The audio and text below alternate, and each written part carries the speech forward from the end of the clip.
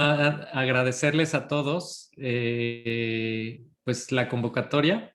A nosotros como representantes de la medicina en Querétaro, en mi caso en particular, clúster de la salud, de la medicina, de las instituciones que aportan al sector de la salud y la medicina, y al doctor Ramón Rivera como presidente del Colegio Médico, representando pues a un número importante de personas. Nos interesa que pues, la opinión pública conozca nuestra postura, ¿no? Entonces, eh, como saben, estamos ya más de un año del inicio de la pandemia de COVID-19 y a casi 3 meses del inicio de la vacunación en México.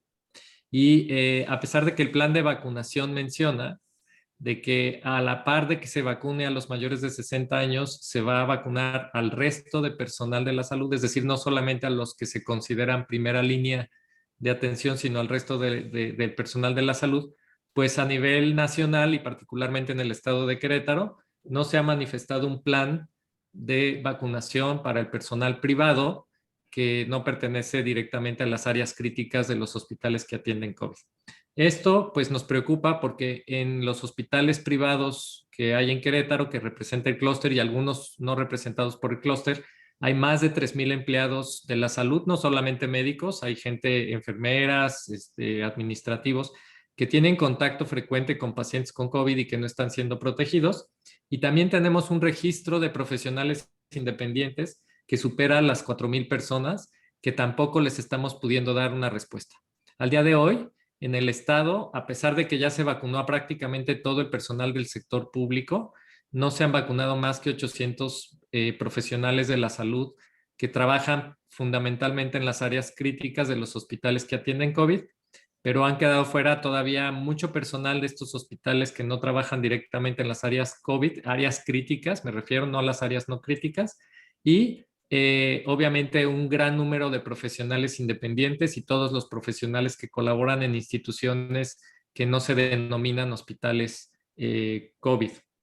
Recordemos que el sector privado no solamente atiende COVID, sino que atendemos y hemos apoyado desde el inicio de la pandemia al sector público con la atención de pacientes no COVID que están quedando desprotegidos por este desvío de recursos hacia la atención de COVID-19 en el país.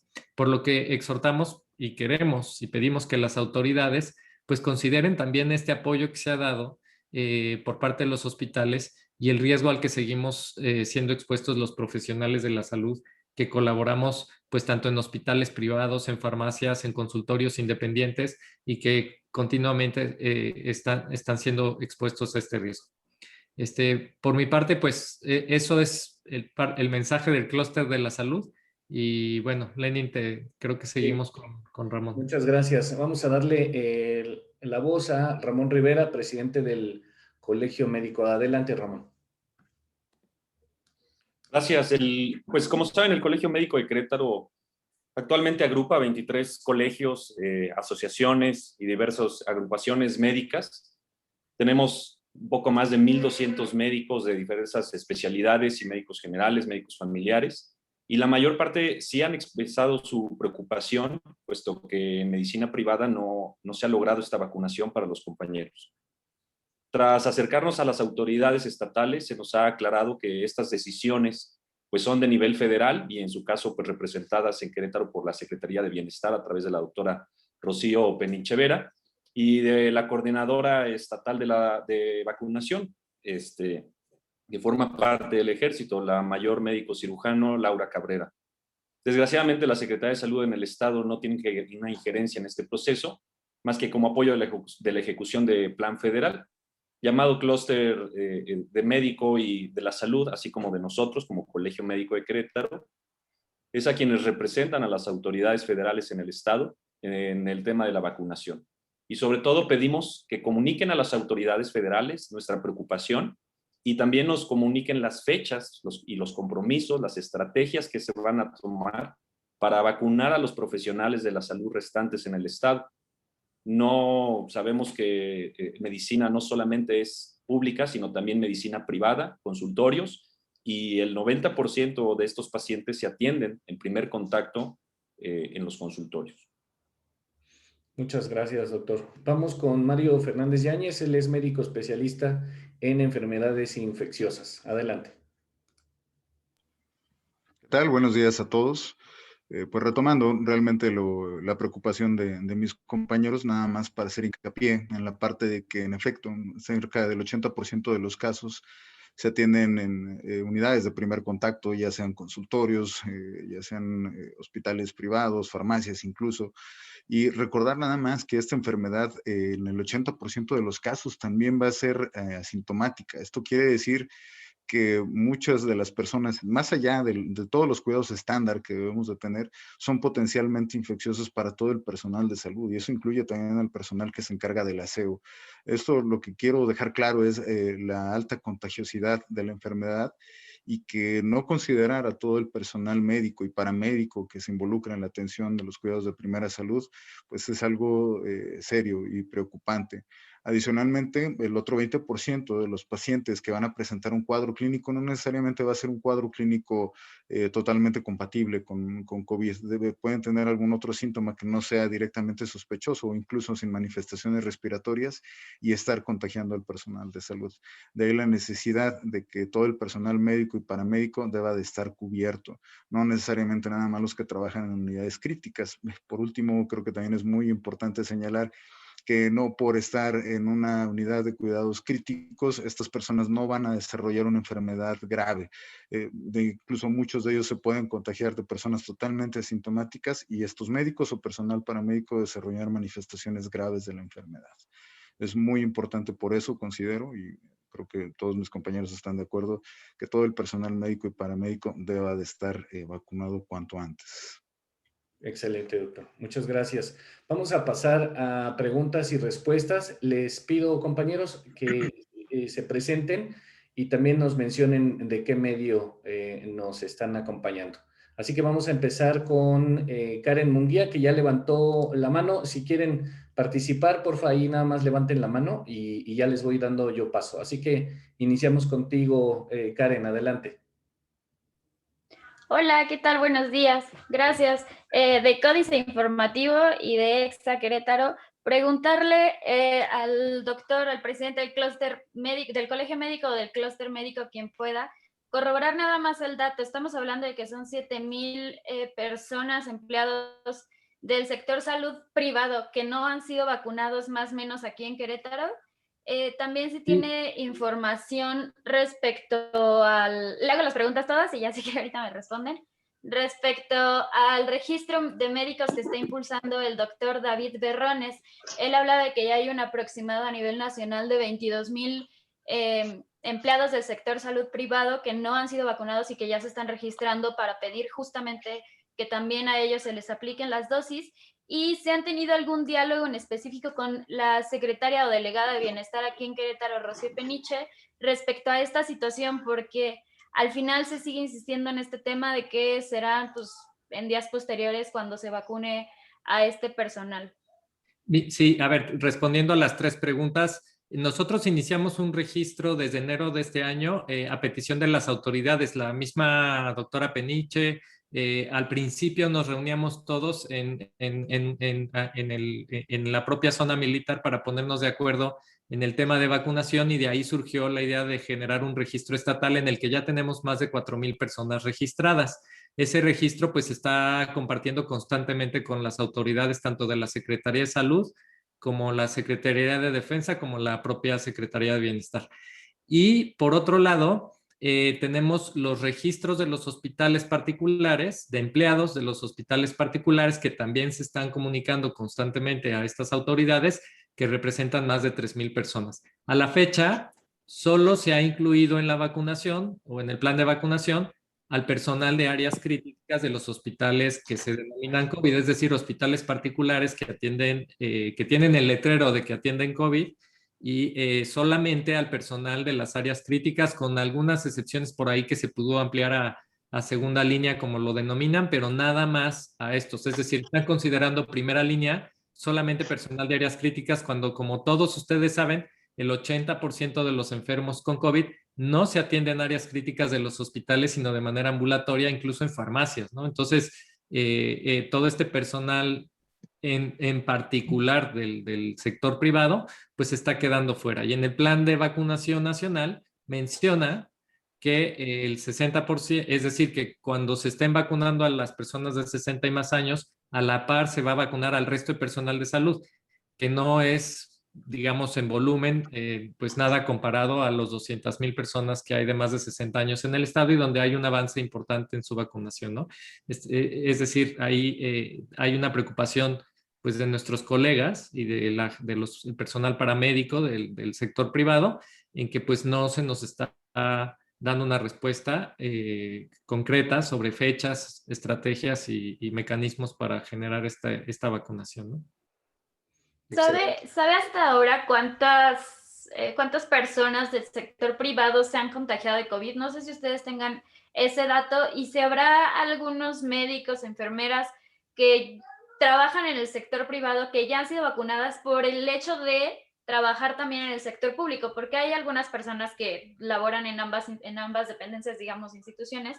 Entonces, no sé si tendrá este dato. Sí, cuando es el caso de que trabajan en el sector público, muchos ya fueron vacunados efectivamente. Ahí ya el esfuerzo ha sido muy grande y hay un avance sustancial. En cuanto al número de médicos contagiados en Querétaro, desgraciadamente no hay un registro, pero sabemos de un par de decenas de fallecimientos ya de colegas. Constantemente estamos viendo esquelas de colegas y bueno, contagios hay innumerables, ¿no? Es decir, constantemente hay contagios. En particular en la organización que yo dirijo, el 25% del personal ya tuvo COVID, ¿no? Y podría mencionar así en un gran número de hospitales privados. Gracias. Vamos con Gualita Jiménez. Adelante, Gualita. Gracias, buenos días a todos. Gualita Jiménez de Rotativo. Para preguntar, ¿el colegio y el clúster estarían dispuestos a colaborar con la Secretaría del Bienestar en la aplicación de las vacunas para municipios grandes? Lo pregunto porque, pues, obviamente mucha gente tiene la expectativa de cuál será la logística para la aplicación de estas vacunas, sobre todo en las zonas metropolitanas, donde hay miles de habitantes y donde se pudiera dar, pues, una situación de desorden y de pues, aglomeraciones con respecto a este tema. Ya la Universidad Autónoma de Querétaro ha lanzado pues su intención de disponer de 400 voluntarios para las brigadas y de 4 espacios. ¿Qué pasará con el clúster? Se estarán acercando con el Colegio Médico, se estarán acercando justamente con la Secretaría del Bienestar para poder pues abonar o ayudar en alguna situación para esta aplicación de las vacunas. Sería mi Sí, claro. Sí. Bueno, si quieres Ramón y luego yo contesto. Sí. Adelante, Ramón. Contesto yo. Por lo menos de los hospitales que constituyen el clúster de la salud, hemos manifestado constantemente nuestro interés y nuestro apoyo a la Coordinación Estatal de Vacunación a través de la doctora Laura Cabrera y cuando es posible también a la Secretaría de Bienestar para que se utilicen nuestras instalaciones y nuestro personal. De hecho, cuando se trató de vacunar a los 800 personas de las áreas críticas, pues toda la logística, el registro, la vacunación, todo el personal que se utilizó, pues fue de hospitales, de los mismos hospitales que fueron vacunados, ¿no? Es decir, estamos más que dispuestos a que se utilicen las instalaciones y el personal y los recursos de los hospitales privados para facilitar la vacunación de todas las personas en Querétaro, ¿no? Igual que la propia Secretaría de Salud, ¿no? Que estamos bien coordinados con ellos. Y comentarles que el Colegio Médico, como saben, están sus instalaciones ahí frente a la Universidad Autónoma de Querétaro. Y la verdad es que tampoco tenemos la suficiente capacidad y gente para hacer esta logística, pero el apoyo y el trabajo en conjunto con Secretaría de Salud, pues se ha dado hasta el momento. Entonces, nosotros estamos en total disposición, ahora sí que instalaciones, y estoy seguro que también personal médico de integrantes del colegio estarían totalmente dispuestos. Pero pues yo creo que también hay que considerarlos que sea el personal que se va a vacunar. Bien. Correcto, entonces sería nada más por último preguntar, ¿tendrán algún registro también de casos de aquellos que lamentablemente seguían tomando dióxido de cloro? ¿Qué problemática tienen con este tema? Porque pues habíamos visto, ¿no? Que había algunos médicos que estaban promoviendo este tratamiento, pero pues ya diversas instancias internacionales han dicho que es peligroso. Con respecto a este tema, ¿cómo ha avanzado la problemática? Si ustedes han tenido pues alguna atención por complicaciones en el consumo del dióxido de cloro. Gracias. Ahora sí sería todo. No hay un registro de quién lo esté tomando, pues realmente la postura del colegio médico y como profesionales ha sido que no se ingiera y que no se tome. Pues ahí va a seguir el debate con estas personas que lo promueven. Nosotros no estamos de acuerdo. No hay un registro de cuánto se está vendiendo porque al final de cuentas no se lleva el registro de la venta. En el colegio médico no se da la atención como tal al público. Por eso es que nosotros directamente no hemos visto complicaciones, pero los compañeros colegiados que trabajan en diversas áreas de urgencias y hospitales sí lo han logrado ver. Sí, por parte del clúster sí se ha mencionado un par de complicaciones, intoxicaciones, esofagitis y cuestiones así. No sabemos si es por buen o mal consumo de esta sustancia, ya que como menciona Ramón, no hay protocolos establecidos bien comunicados sobre esta sustancia. Nosotros reforzamos la idea de que todo tratamiento que reciban los pacientes sea basado en evidencia y a un año del inicio de la pandemia, pues hay evidencia suficiente de cosas que sugieren que pueden funcionar para el tratamiento del COVID-19 y otras que no, pero particularmente de esta sustancia, pues no hay ninguna publicación que haya sido realizada con protocolos controlados y con suficiente evidencia y volumen de pacientes para que podamos decir que es recomendable siquiera, ¿no? Entonces, es como experimentar con cualquier cosa para tratar una enfermedad sin la evidencia publicada y por lo tanto, pues los miembros del clúster no lo promovemos y bueno, tampoco es que tengamos un exceso de pacientes intoxicados por esta sustancia, pero sí hay reportes de casos que otra vez, como nosotros no somos los expertos en el tratamiento con esta sustancia, pues a lo mejor la tomaron mal, pero no podemos decir que sea incluso por la manera en que se recomendó. Y lo que sí hemos visto, pues son fallecimientos de pacientes que a pesar de haberlo tomado, pues fallecieron.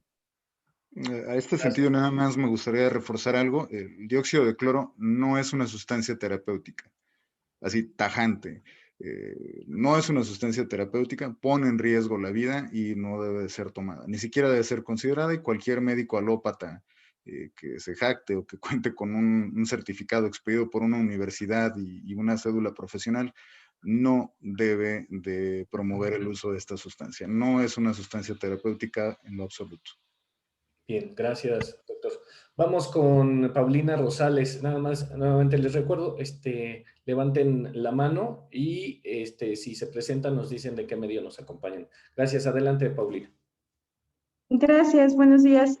Yo soy de Enfoque Noticias y quería preguntarles dos cosas. Primero, ¿tienen algún estimado de personas que han llegado a presentar como estas consecuencias por haber consumido dióxido de cloro? ¿Tienen algún número estimado?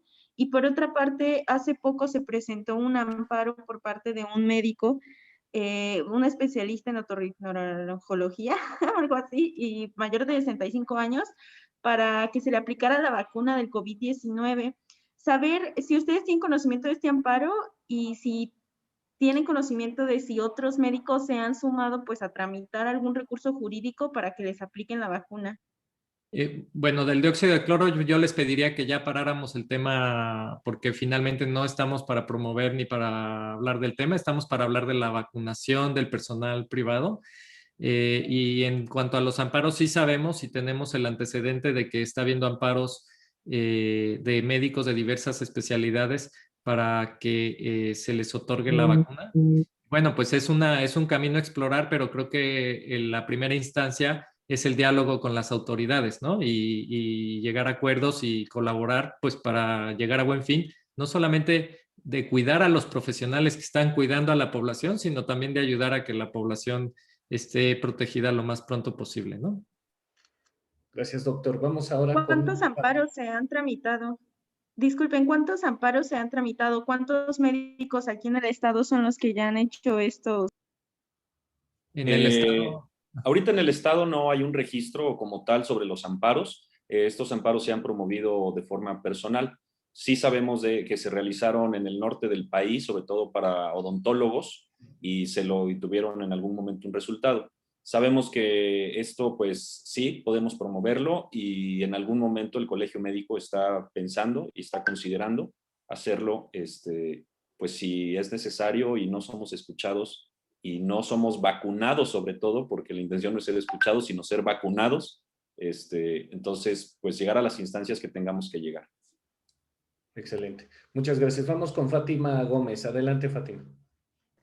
Hola, muy buenos días. Fátima Gómez de Pórtico, Querétaro. Mi pregunta es si ustedes como colegios de médicos, representantes de algunas instituciones privadas estarían dispuestos a apoyar el desarrollo de la vacuna de la Universidad Autónoma, porque pues esto a lo mejor facilitaría que pudieran tener acceso a esta vacuna sin tener que depender tanto de gobierno, bueno, de las decisiones del gobierno federal o del esquema que ellos estén manejando de vacunación. Gracias. Sí, sí estamos dispuestos, con muchísimo gusto. Yo soy egresado de la Universidad Autónoma de Querétaro. Sería un gusto. Aquí la verdad es que también tendríamos que ver el tiempo en el cual se va a desarrollar la vacuna, porque si nos dicen que la vacuna, por todo el apoyo que se dé, va a estar dentro de un año, año y medio, es un tiempo que los compañeros médicos siguen en riesgo día a día en sus consultorios y en sus áreas de trabajo en los hospitales. Entonces, por supuesto que participaríamos, pero creo que pues ya ahorita el tiempo también nos apremia. Muy bien. Buen día a todos. Gracias por la oportunidad. Soy el doctor Rodrigo González, también vicepresidente del Colegio Médico. Complementando esta respuesta de la vacunación que propone la universidad, creo que es una idea pues que todo mundo quisiéramos que fuera realidad, que es una gran apuesta y que bueno, pues hay que ir avanzando en esto porque nos damos cuenta que como México no tiene una vacuna propia, vamos muy rezagados en la vacunación respecto de otros países que tienen sus vacunas propias. Entonces es una idea excelente, ¿verdad? Falta un poquito el andamiaje, la estructura para realizar todo esto. Y como bien dice el doctor Ramón, pues establecer los tiempos en que esta vacuna puede ser una realidad para que sea efectiva. Avanzar en eso creo que es importante. Conciliar las partes, que eso también falta, incluir un poquito más a medicina, a las otras facultades dentro de la universidad, para que sea un proyecto viable y pues la idea es excelente. Gracias, doctor. Vamos con Luis del Toro. Adelante, Luis.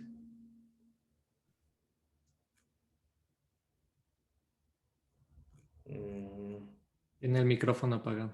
Ajá. Ya. Ahí está. Ahí te escuchamos. Adelante. A todos, buenos días. Y advierto que está desarticulada la estrategia entre distintos sectores y la autoridad central. Responsable del tema, digamos, a nivel general y dentro del marco nacional, son los gobiernos de los estados. A partir de los gobiernos de los estados se generan estructuras que se supone deben involucrar a todos los actores para poder definir estrategias adecuadas para el estado. Por ejemplo, aquí en Querétaro se está hablando del posible regreso a clases, se ha señalado que será con semáforo verde, pero se están tomando acciones y en esas acciones es importante considerar a sectores como este que ustedes están planteando, del sector médico que no está en primera línea, pero que sí está atendiendo casos COVID. En este marco, pues, cómo llegar a la articulación con la autoridad estatal y que con la autoridad estatal se plantee también la discusión con la federación para hacerlo con mayor fuerza, doctor, porque de otro modo estamos viendo la acción de grupos que no obstante ser importantes, pues actúan por su cuenta y no se puede engarzar en una estrategia global que debe estar coordinada. ¿Qué papel juegan ustedes, médicos privados, en el marco de la reactivación que propone el gobierno del Estado y cómo los apoya el sector salud del gobierno del Estado para involucrarlos en la vacunación? Ese sería el tema, ¿no?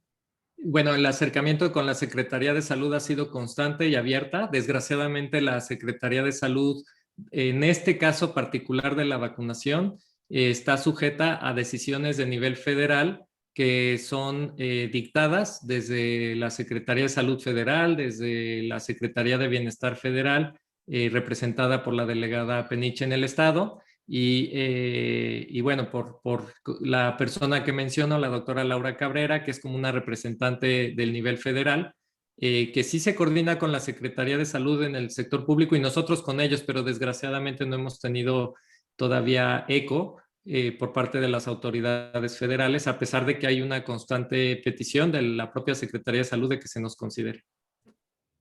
Gracias, Luis. Vamos con Karen Munguía de nuevo. Adelante, Karen. Hola, ¿qué tal? Gracias. Nada más para corroborar al presidente del Colegio Médico. Estaríamos hablando de que sería la presentación de un amparo general en caso de que no se les atendiera o no se les vacunara según el plan que puedan acordar ustedes con la Secretaría de Bienestar. La verdad es algo que ahorita no hemos platicado con los representantes legales, con los licenciados del colegio. Sí, ya nos acercamos en ellos, están viendo la posibilidad y sobre todo evaluando si es un amparo general o un amparo particular. Desde luego la intención es que todos los médicos colegiados de medio particular que no han sido vacunados sean vacunados. De esos poquito más de 1,200 médicos, yo creo que más o menos el 5% es los que ha sido vacunado porque también laboran en instituciones públicas. Entonces, en cuanto los licenciados nos digan cuál es la mejor vía, pues tomaremos las medidas. Si no somos, desde luego, vacunados, pues hablando con quien tengamos que hablar, sea gobierno del Estado, sea Secretaría de Bienestar, y quien sea. Ok, y si me lo permiten, solo dos cosas más. Preguntarles a ustedes si han tenido intervención de Profeco en algunos de los hospitales privados por quejas que presenten ciudadanos por los altos costos que cobran por la atención de COVID. Al inicio de la pandemia se hablaba de que había instituciones en las que se pedía hasta $1 millón pues, como anticipo para poder brindar la atención, algunos otros la cantidad era menor. Entonces, no sé si Profeco o ustedes han tenido diálogo con la Profeco en este sentido. Y dos, preguntarle también su reacción o qué opinión les merece, cómo va la vacunación en general para los adultos mayores. Hay quienes manifiestan que hasta ahora ha sido lenta y bueno, esto viene retrasando evidentemente que también al personal de salud privado no se le pueda vacunar. Bueno, en el tema de Profeco, de los hospitales representados en el clúster de la salud no tenemos así gran noticia de problemas en este sentido. Sí sabemos de estos depósitos que se tienen que hacer en garantía cuando se ingresa pacientes en áreas críticas, pero de los miembros del clúster, solo 2 hospitales son hospitales COVID y otros hospitales COVID no son miembros del clúster de la salud. Entonces, no podría ampliar más la información. En cuanto a la velocidad de la vacunación de los adultos mayores, bueno, pues esto depende del volumen de vacunas que llegan al país y desgraciadamente somos un país grande, ¿no? 120 millones de habitantes y el volumen de vacunas que está llegando pues no es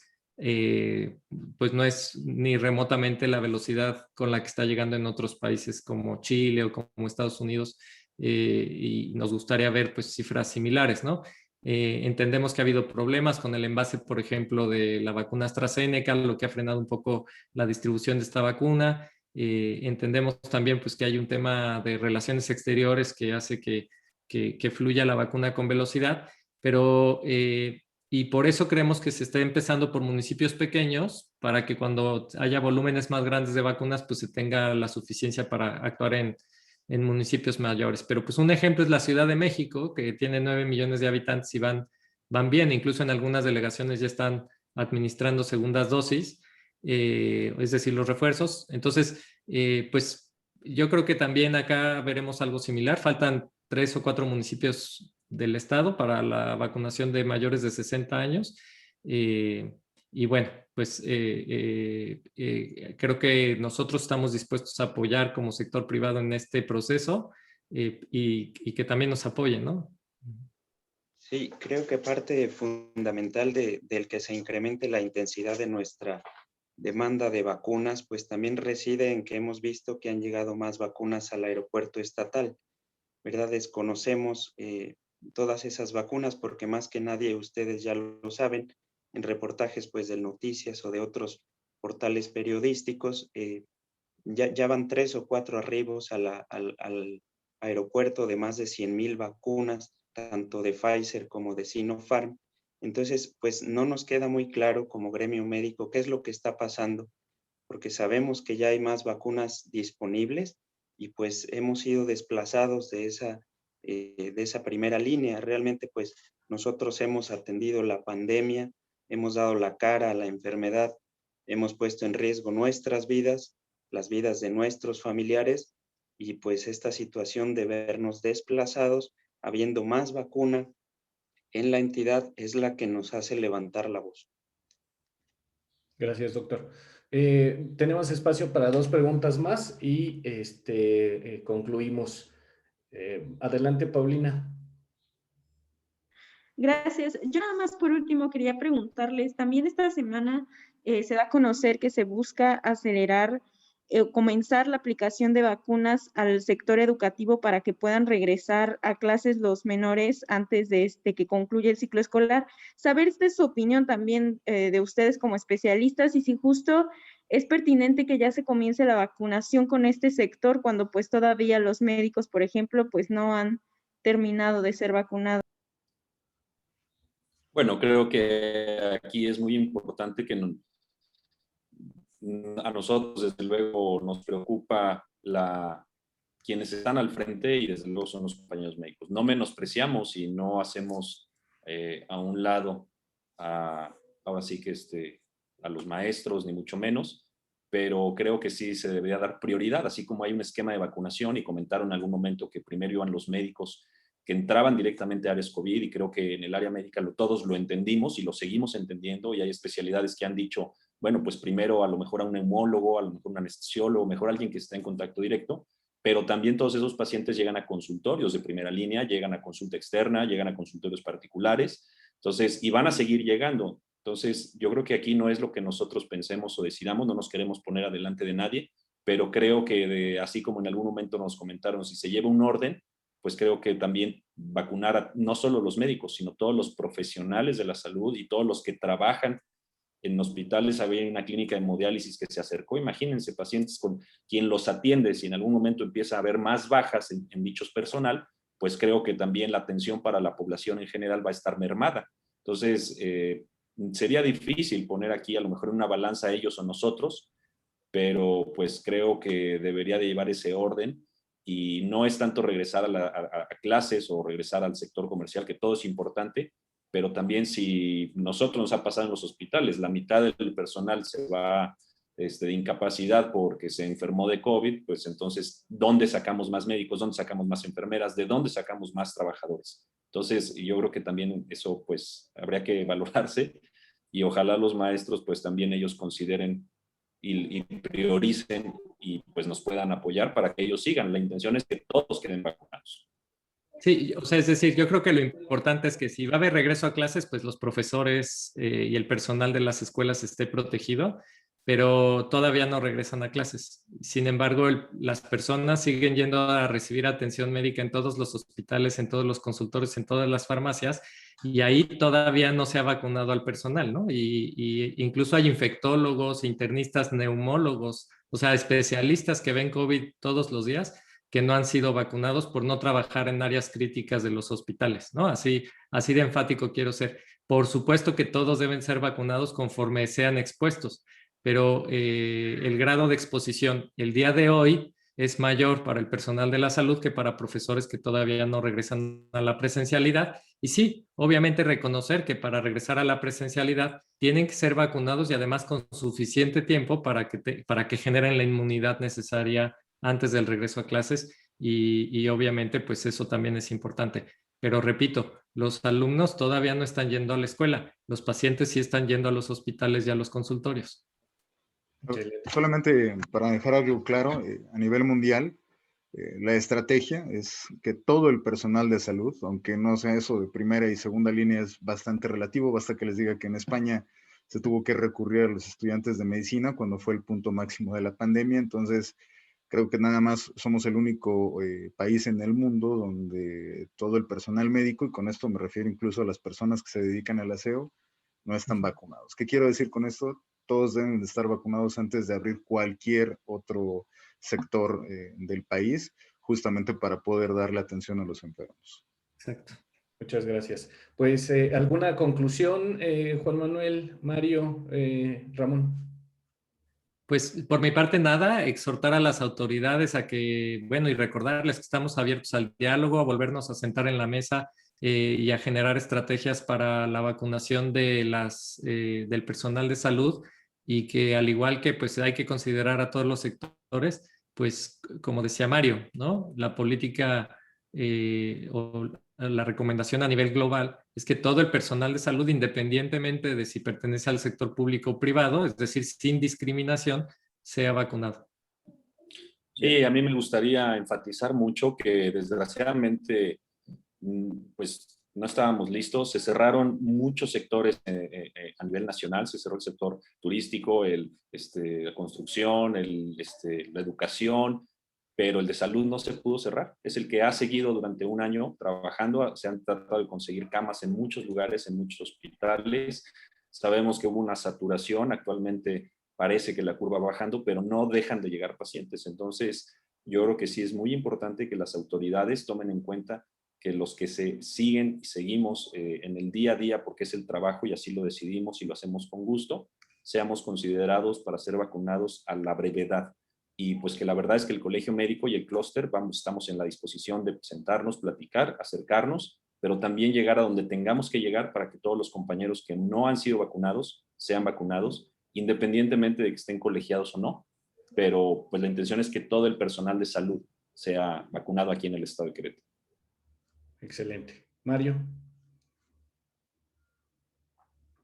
Pues no, yo creo que ya todos comentamos lo más importante. Yo sí quiero hacer hincapié en la parte de decir que todos, independientemente de si hay una práctica privada o no, en efecto, todos los médicos, todas las enfermeras, todo el personal paramédico, incluyendo el personal del aseo, debe de estar vacunado para poder seguir dando atención a todos los mexicanos, más allá de cualquier otra situación. Muchísimas gracias a todos por atender esta convocatoria. En breve les mando